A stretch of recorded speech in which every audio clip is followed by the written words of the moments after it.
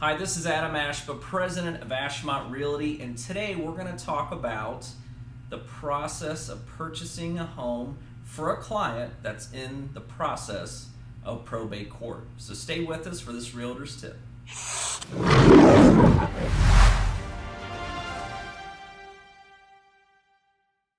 I have a client that's looking at purchasing a property, but it's in probate court.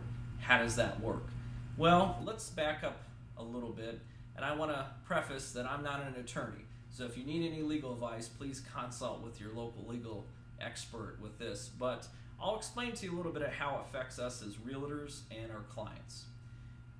Probate court, basically, when a property is in probate, it basically means that someone has passed, they didn't have a will, so the court appoints which a lot of times they call as an administrator. Administrator basically helps settle the assets that a person might have after their passing.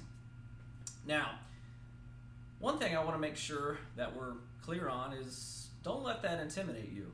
There's nothing necessarily that needs to be done special when you're placing an offer or helping a client. Now, there are some positives when a property is in probate. One is your client might get a really good deal. A lot of times properties are as is. The administrator is burdened with the workload of selling the properties, so they might be very flexible on moving the property to fair price. The downsides could be a couple things. One, and we mentioned the property was as is, but that also means too that if there's any repairs that need to be done, that you have to anticipate that your clients will not get any of those repaired. So you are purchasing the property in the condition that it's currently in. Second of all is time frame. I've had properties that have been sold through probate court in about 30 days, like a standard closing from start to finish.